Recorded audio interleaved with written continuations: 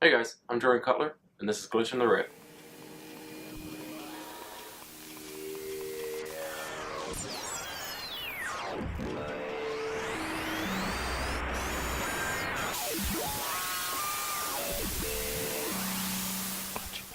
On tonight's episode, we feature Richard Garrett from the United Kingdom. Richard has studied in Maximus P at Goldsmith College in London. Richard has also received his MA in Electroacoustic Composition from Bagnor University. Let's go to Richard. Thank you for joining us tonight, Richard. How are you doing? I'm doing okay. How about you? Just waking up from the time difference in that here. So it's a interesting experience trying to wake up at 5:30 in the morning, where instead I wake up at 7. So let's get started. So the first question I have for you tonight is so you've created a new audio program called Audio Spray Gun from both meeting you at the Ties convention and where you performed it and talked about it. So throughout the use of the program Super Collider, do you mind talking about what your program does and the purpose in creating Audio Spray Gun? Yep. Okay. Well, Audio Spray Gun is a program which uh, generates and spatializes sounds in uh, two or three dimensional space using uh, large numbers of, well, potentially large numbers of speakers. You might have a circle of perhaps 8 speakers around the audience, or you might have a dome of maybe 20 or more. And the idea of it is you take one sound sample, like one noise, like a click or a scrape or something like that, and you generate hundreds of versions of that sound, shifted at different frequencies, and spread them around the the, the physical space that's created by these speakers.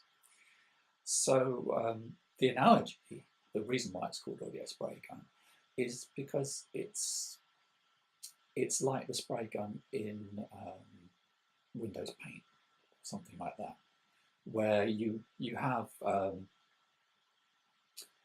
a you have the spray gun and it's generating a load of random dots in a circle on the canvas, and by moving the mouse about, the depending on how fast you move the mouse, you can change like the density of the dots or the and where they appear on the canvas.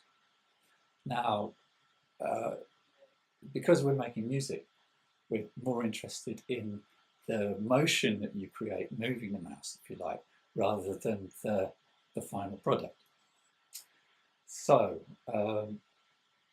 audio spray gun basically generates all these events in a kind of imaginary, multi-dimensional space. And what? So, if you, this might help. It's a balloon. Okay. Right. Imagine you've got loads of different sounds and they exist in this balloon, and you're having lots of sound events going off in this balloon, and then you move the balloon about and the sounds move around space with you. And maybe instead of thinking of up and down as as actual vertical movement, you could think of it in terms of frequency space. So if I move this thing up, all the pitches get higher, and if I move them down, they get lower. So I can create big washes of sound by moving the locus about in space and in frequency. I can change the density by adjusting how much time there is between each event. And I could expand and track the balloon as well. I could make this sounds spread out from the center of the speakers, or I can make them contract into the middle as well as moving them about.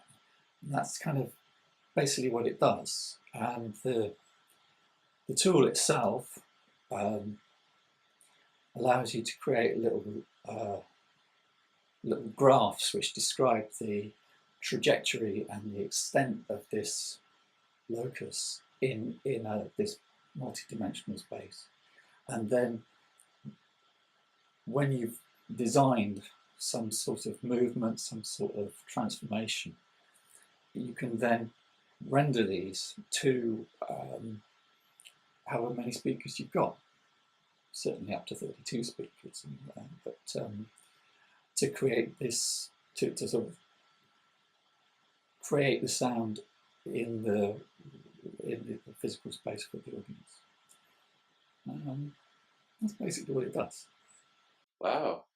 Yeah, that's yeah, it's been a while since I remembered your piece because I saw it at Ties for the first time, and I remember you talking to us about it beforehand. Then you started performing it, and I was like, wow. I was like, this is really this is really cool. This is man, I just want to get started right on it and that, and just start composing my own music using this. So so far, where have you performed this besides Ties as well, and have other people in that used your program as well at other universities or and any other kind of places in that? Yeah, well, I've been developing the software over the last couple of years, and it's now moved.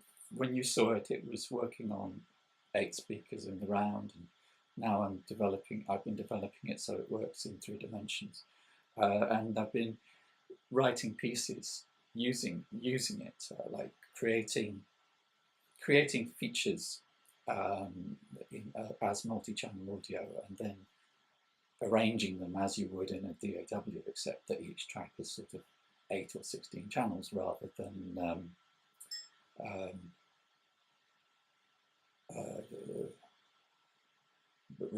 stereo channel you might use in a DAW.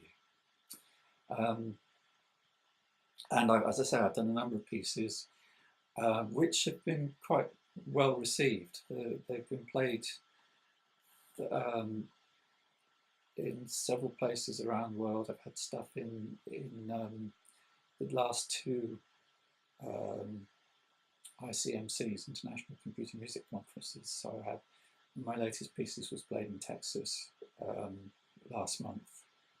I've got another piece coming up in Wales next week, and people seem to like it. Other composers have played with it a bit, although I don't know of any performed pieces that have come out of that. There's a guy called Rob McClure who teaches in China, and he's actually been using it with some of his students, and with some success. He finds it sort of helps people get an idea about multi-channel spatialization. So that's really nice. It's nice to know that other people are using it. Oh, yeah, I remember yeah, I definitely remember Rob. I didn't know he was still using that.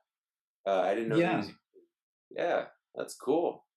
Keeping in contact with old people from Ties. So that's right. And I saw him in Texas as well, so he was telling me about how he was using it. oh sweet. That's cool. That's amazing. So my next question for you is um so with your understanding in both Max MSP and Super Collider, as using them in different compositions, uh, will you later create a composition using both programs simultaneously together? Um, well, I worked with Max quite a lot in the past, and I seem to be moving away from it a bit at the moment.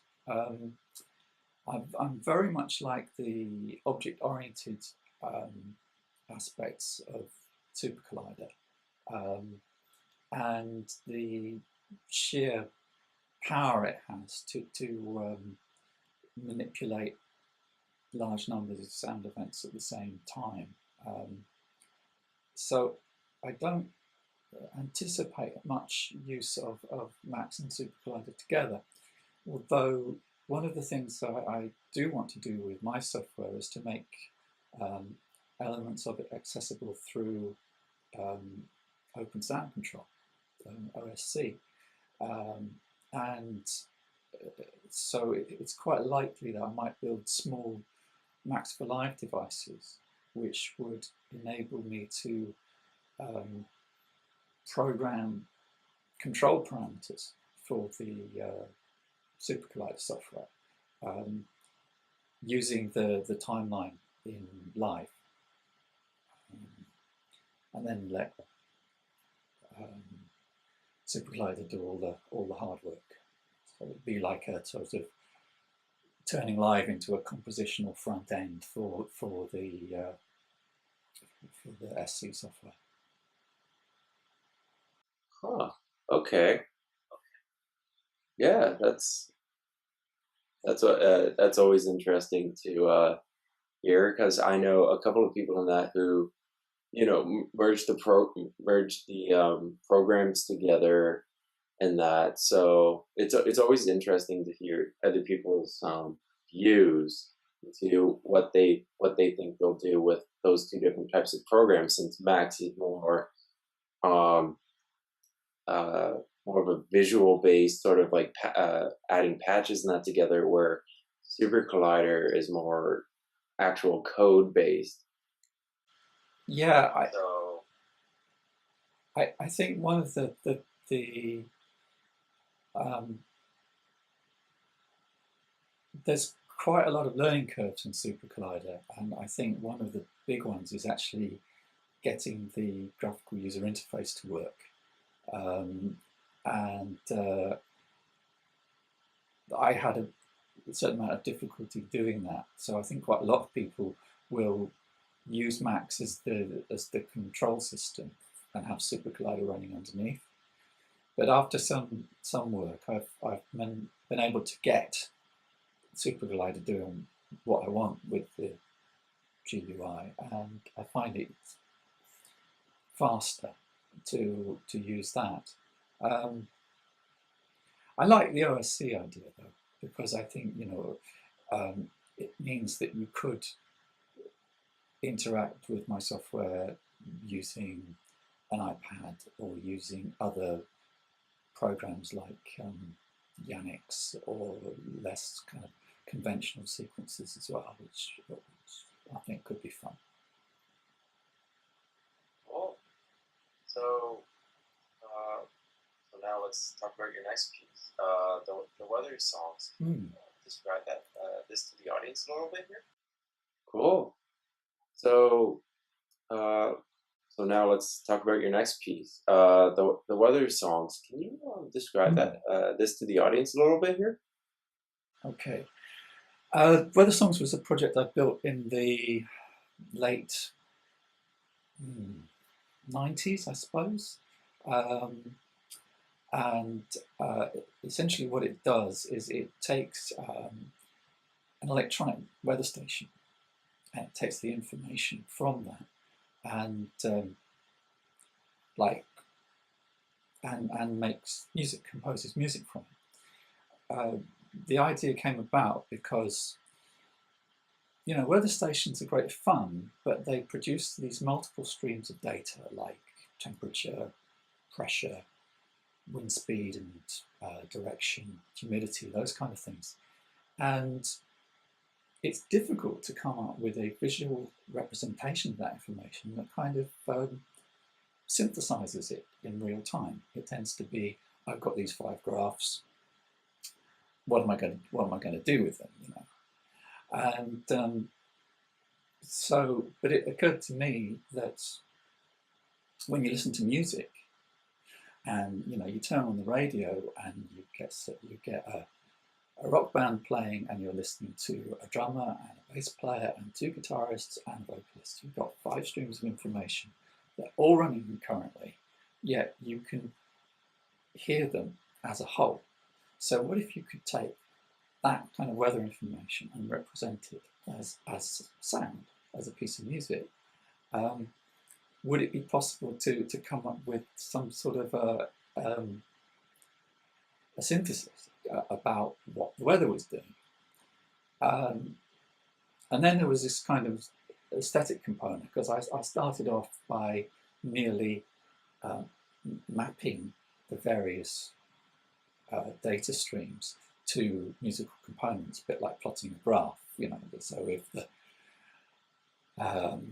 I don't know, if the wind speed was such and such, then the notes would be shorter, and if the wind speed was slower, the notes would be longer, and things like that. But if you just do a one-to-one correlation like that, it's quite dull musically. It's because the same set of conditions will produce the same set of notes. It's quite kind of boring. So rather than do that, what I did was I created a program that was generating music constantly in real time, but it was paying attention to the information that was coming in from the weather station. So rather than the weather station saying uh, the wind direction is this, therefore you must play this pitch, it said, right, the wind direction is this, therefore the choice of pitches you have is constrained within this range. Make a choice, throw a dice, make a choice. And if you do that, then each time the weather conditions are the same, you will get a similar composition coming out of the installation. But it's going to be similar at the sort of at a kind of higher level, at a sort of meta level. It's going to be similar, but in the details won't be the same. And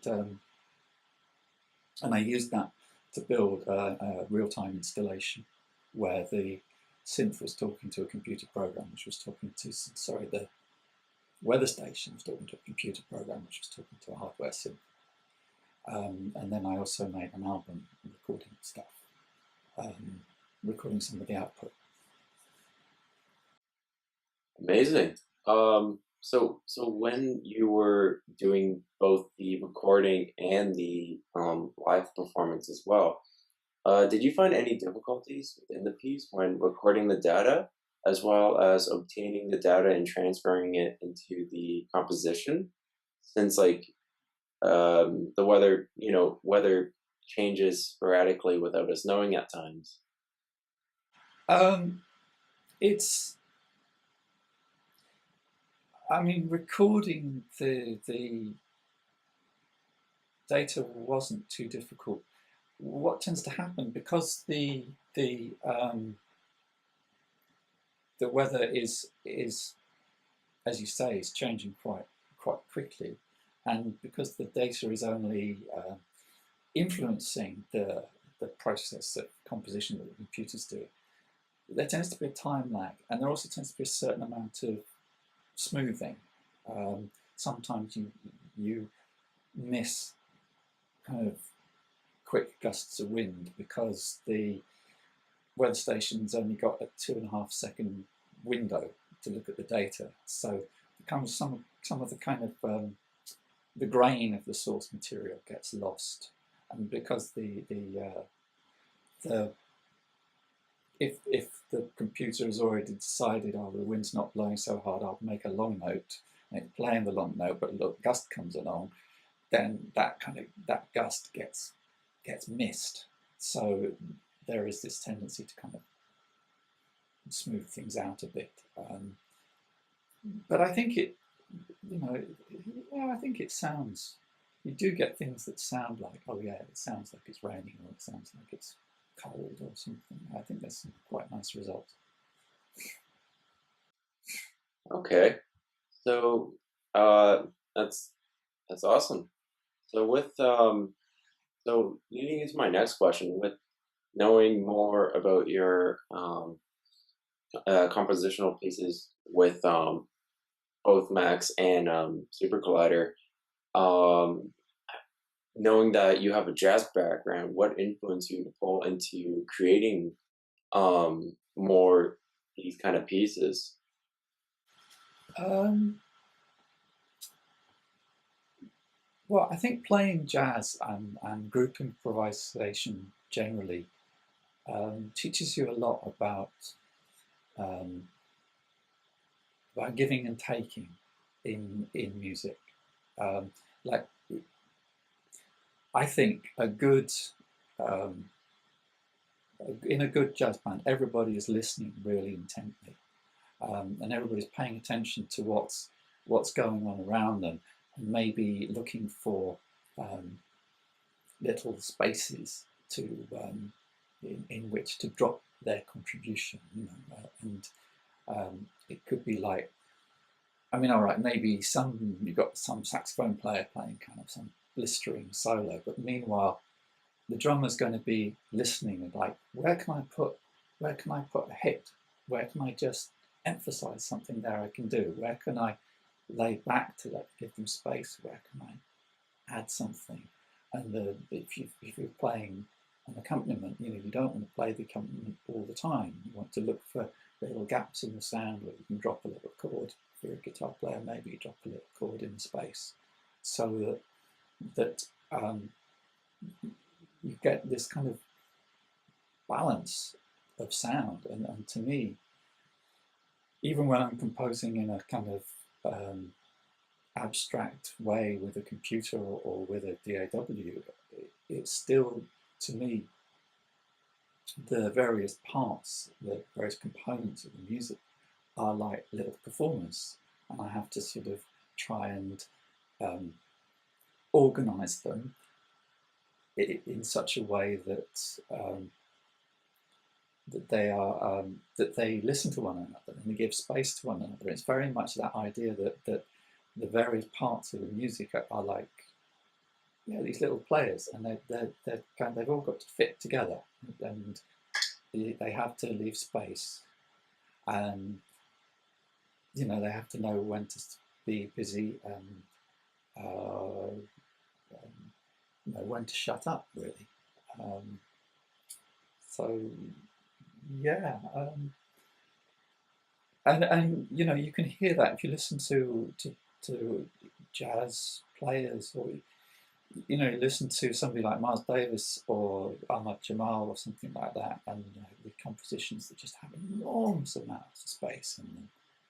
And even with people like McLaughlin, or it's not jazz, but even with Frank Zappa, people who write music of enormous complexity, uh, every part has its place, and every part has allows the other parts to come through.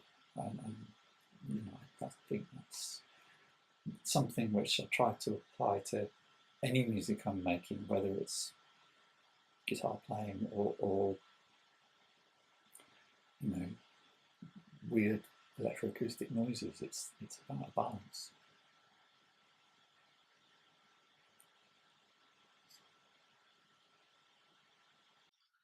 It's cool. Um, yeah, I also have the background in jazz guitar as well. So knowing that you as well play jazz guitar and write compositional based music and that with with computer programming, I really find that fascinating, how you try and merge and what your interests are within the two. So um, with knowing you a little bit as well, so you finished your master's program 2 years ago. So what are you doing right now currently? Right now, I'm 2 years into a PhD um, in Bangor in North Wales. Um, the subject of it is the possible applications of fuzzy logic and probability to electroacoustic music. Um, Essentially, what that means is that, well, to explain briefly, fuzzy logic it works like this. If you normally, when we talk in terms of logic, we talk in terms of Aristotle's ideas, and you say something is either true or false. So, like now, I can say, "Is it raining?" and the answer is true. It is raining.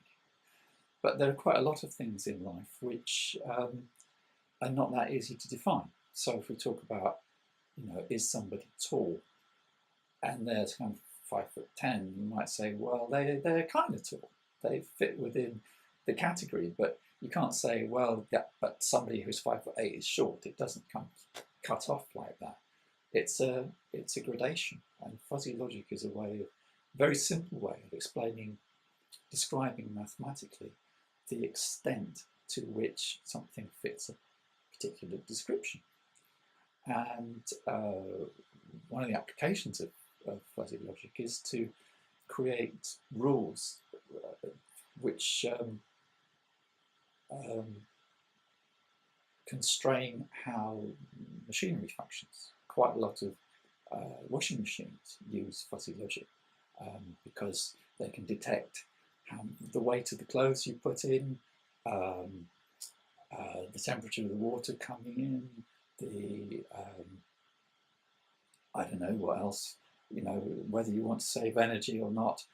And from this, they use simple rules which, when they interact, produce the optimum speed and the optimum cycle time for that part of clothes.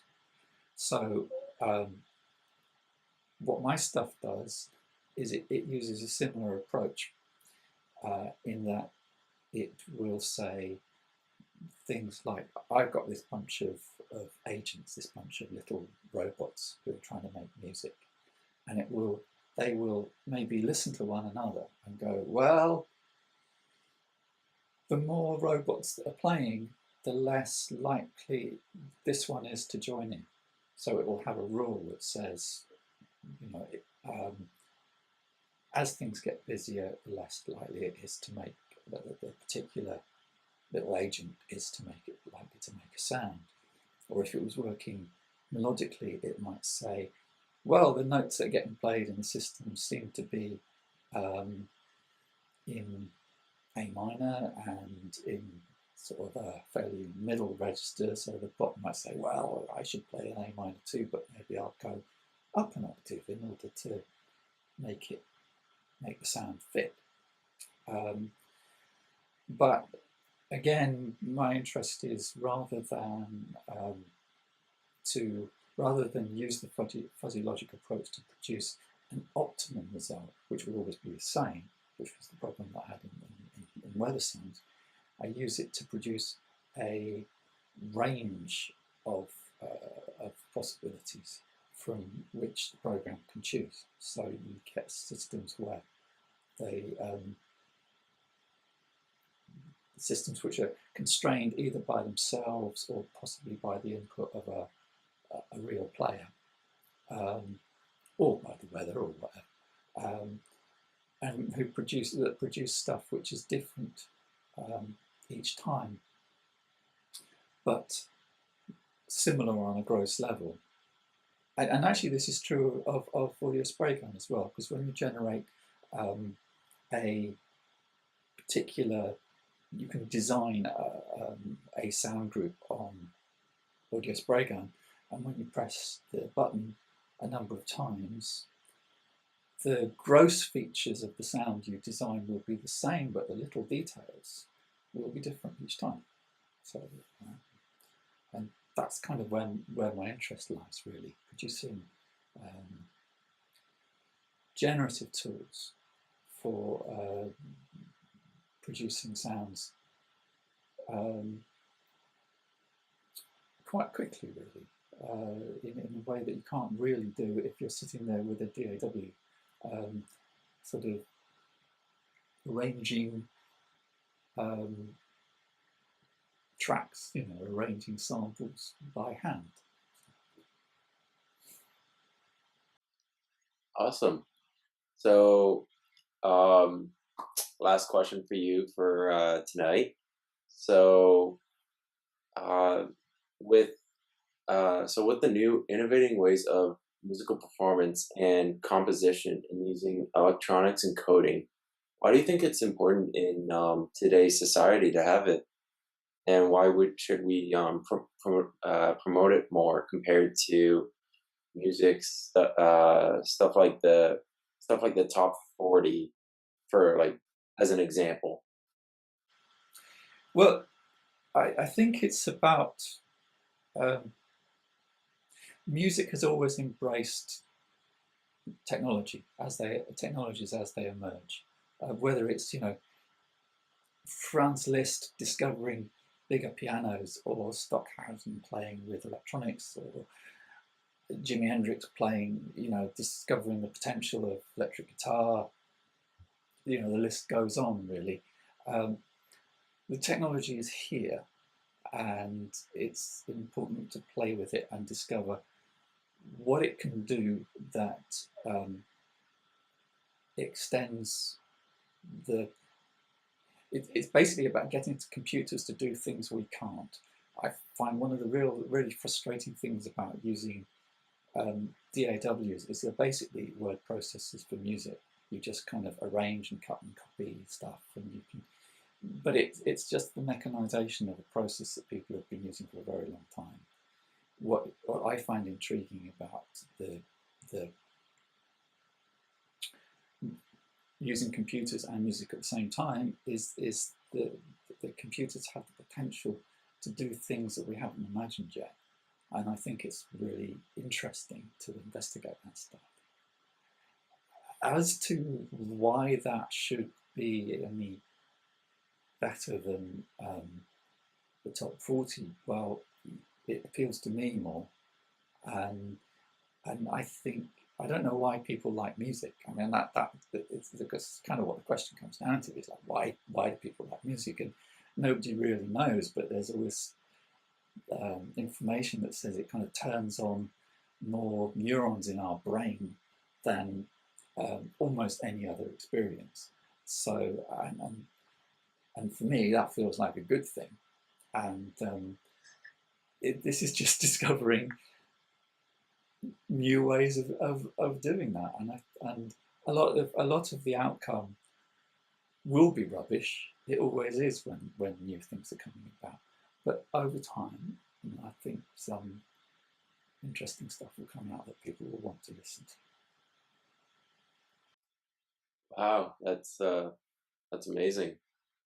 Oh, thank you for so that's the end of the interview. So I just wanted to say thank you for putting in your time in that and letting me do this interview podcast with you.